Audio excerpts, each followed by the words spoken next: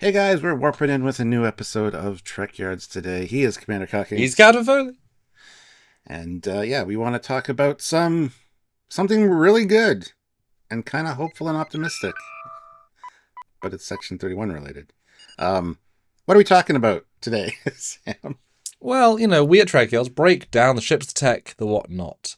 And you may have said, aha, then look at the ships. We will.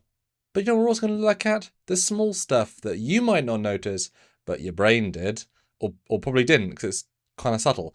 But when you freeze frame and take a still and, oh, wait, we're learning something. Stuart, the Section 31 movie, for whatever it does, good or bad, two things it did really good, such that we haven't really seen them in live action Trek for a kind of shockingly long time. And it's a deliberacy, right? So if you go to the first shot, I noticed this.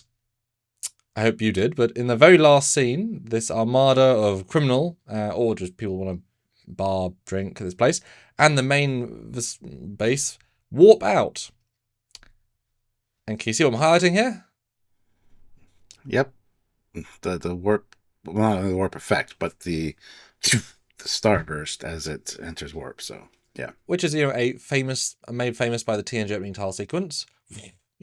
Flares. And I felt we all have a sense of what it looks like, and it has not been a thing that's been maintained in modern Trek. They've kind of just gone into either a splodge, a non-distinct flare, or just out.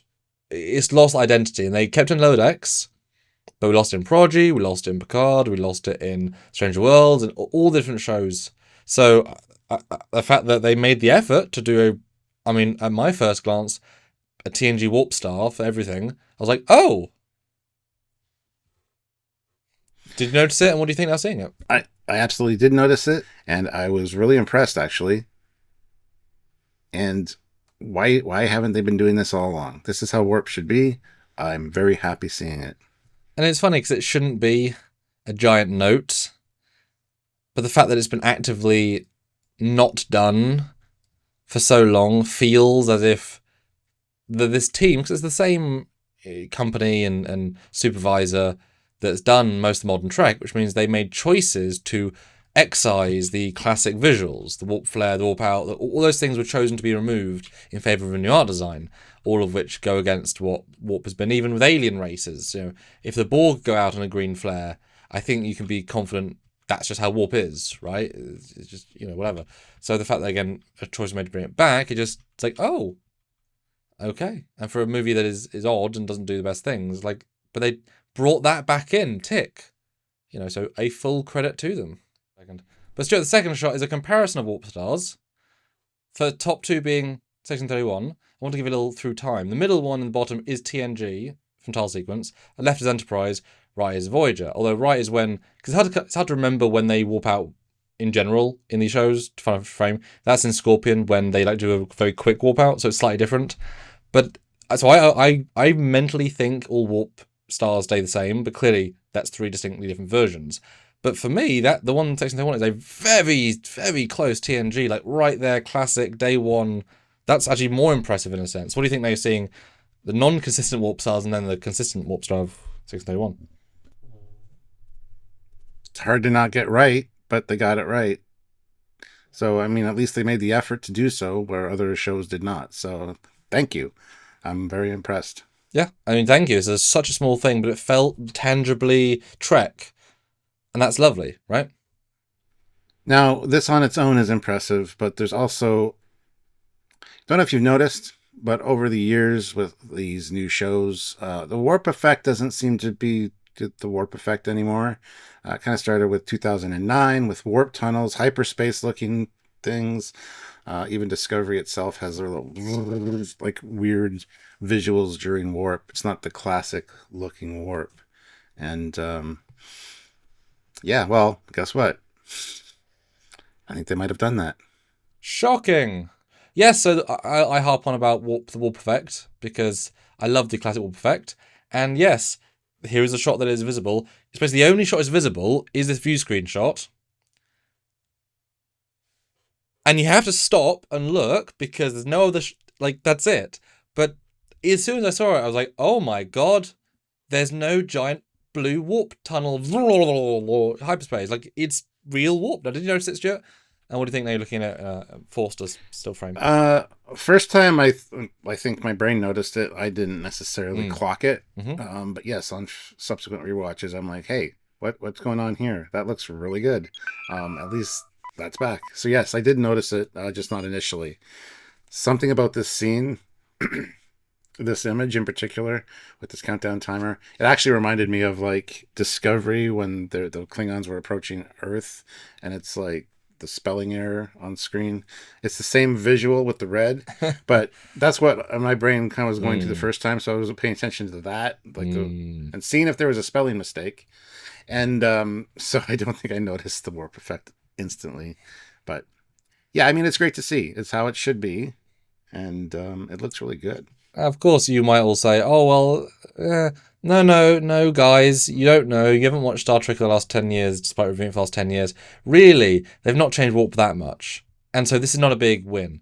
Well, if you cut to the picture which shows, this is an example of some of the early teams' VFX versions of warp, showing how much they've radically changed the feel. The top left being episode 1 Discovery, which is it maintained the stars, but added everything else around it, which makes it unrecognizable. I mean, you know what it is, but it's clearly not. If you're literally saying this is the same Prime Can tech, it's not the same thing. It's a variant of warp. It's something weird, right? To the right is Discovery. In later seasons, this is just a hyperspace tunnel from Star Wars. There's nothing warp about it whatsoever. And then bottom left is from Picard season 1, specifically, when again it's not even recognizable as warp. So it's and that's the same VFX teams, roughly, same supervisor a lot of the time. Just not, we have a chance to change, and we're doing it to change something equally wrong, but different. Yeah. And as I kind of alluded to, this first started in 2009 film as well, where it's... For sure. Yeah. So cyberspace. They built off on. Yeah. Yeah, and that's why I've always said, you make a mistake once, and then the new team says, oh, well, that's what we did last time, we'll continue that. But it was a mistake then. If you just keep it right, then it stays right, and you need to course correct. And so this is 3 distinctly different versions, none of which are correct, and then you go straight back to, section 31, and it's the only thing you can say is that they've gone the Nemesis route, which is you can see visible nebula through it, which they kind of. So normally in Trek, it's just you're in a subspace tunnel, and the warp stars are flowing, and it's a self-contained bit of the universe. In Nemesis, they did that, but then you could see past the warp tunnel and see nebulas in the distance, which kind of made space feel bigger. But then it was confusing because then that's not how it should look. It's close, but it was a bit wrong. So here you can see through it. So it's not perfect, but it's a fine. And it wasn't even zipping. Like, it was a really casual warp star, like normal speed. It was really quite impressively the same. Yeah, absolutely. But here's it compared directly to two interior shots from Voyager, one from DS9. The middle is Enterprise, which of course backdates the TOS kind of tech to also use the standard warp, so that confirms all this warp tech is the same. And the fact that warp hasn't changed from early TOS to DS9 Voyager, I don't think the tech is going to change much around that if that's how their wheel works. And it's correct. Not much to say when they get things right. Just good job. At least you got it right.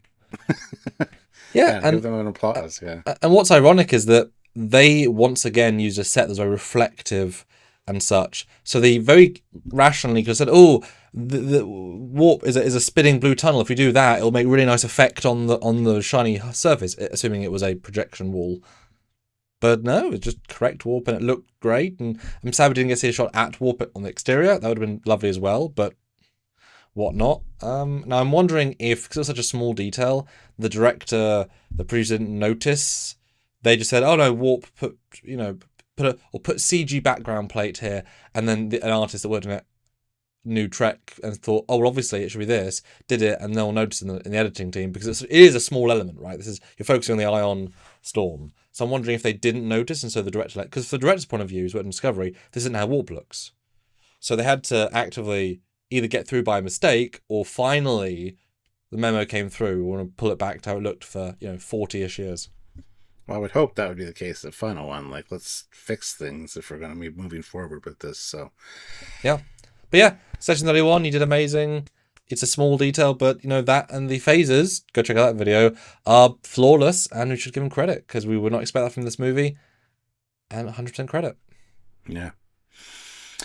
So anyways, guys, comment down below what you thought. Did you notice this? What do you think about it now? What do you think about the warp effect? Which one's your favorite? Let us know all those things down in the comment section. Have discussions with each other. And by all means, hit that like button. And be sure to join us for lives and edited content by hitting the bell notification icon to all so you get notified. And of course, if you want to support what we do here, there, and everywhere, then Patreon is a fantastic way, or join the channel on YouTube. Monthly donations are the way to let us do what we do and keep it coming in good stead.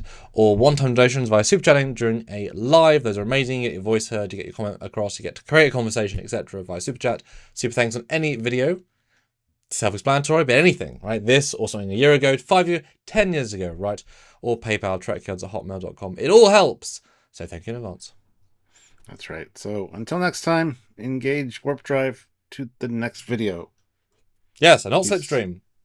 Just right. warp. Yes. He's Commander Cockings. Yeah. He's getting Foley.